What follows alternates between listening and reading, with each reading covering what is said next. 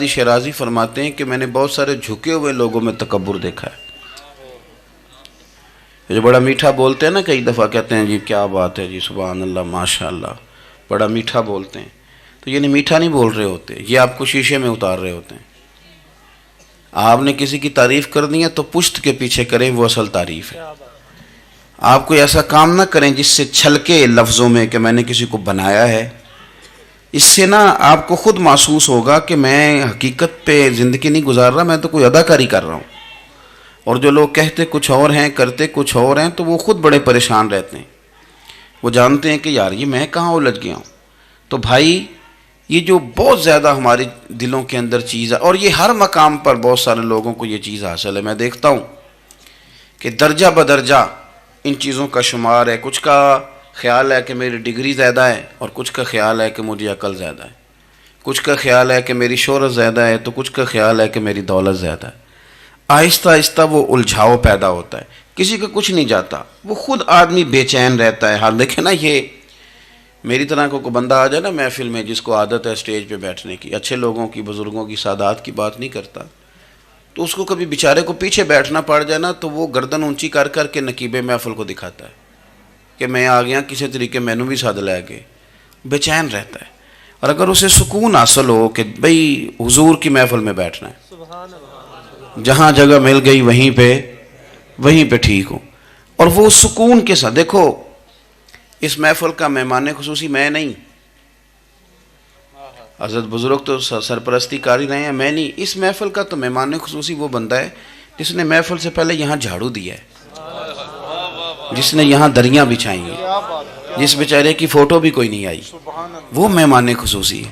اور اس محفل کا تو وہ مہمان خصوصی ہے جو چپ کر کے کئی کونے میں بیٹھا ہے، اس کو کوئی دلچسپی نہیں کہ کوئی مجھے بھی جانے گا، کوئی مجھے بھی پہچانے. اسے تو اتنا پتہ ہے کہ میں اپنے پیارے حبیب کی تعریف سننے کے لیے آیا ہوں.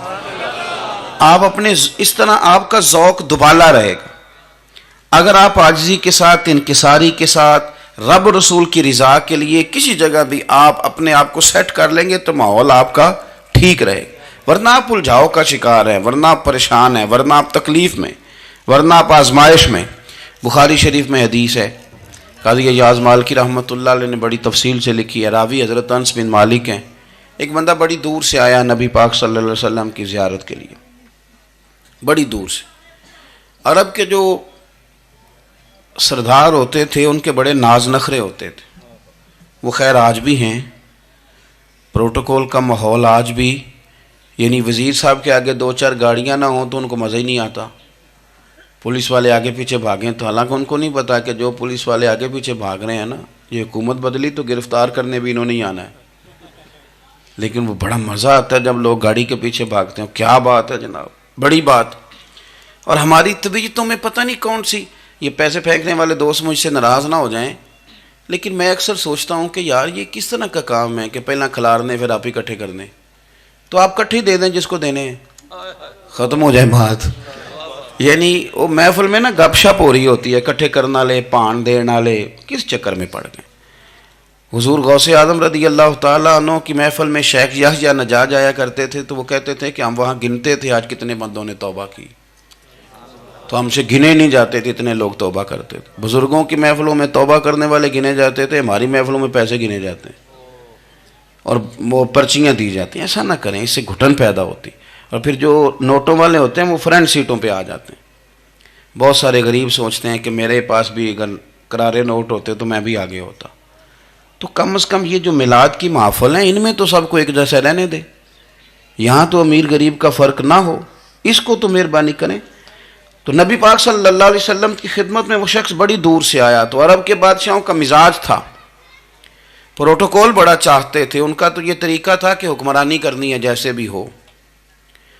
اگر کسی غلام نے دھوپ میں بندھا رہ گیا، اونٹ اور چھاؤں میں نہیں باندھا تو درے مارتے تھے، اور اگر اس نے کھول کے باندھ دیا تو پھر بھی مارتے تھے. کہتے تھے اتنا سیانا ہو گیا تو انہیں پوچھا ہی نہیں، خود بخود ہی باندھ دیا. وہ شخص حضور کی بارگاہ میں آیا اور بہت سارے لوگوں کے پاس کیونکہ وہ جاتا تھا اپنے سربراہ کا پیغام لے کے، تو وہ کانپ رہا ہے جب حضور کی بارگاہ میں گیا، ڈر رہا ہے.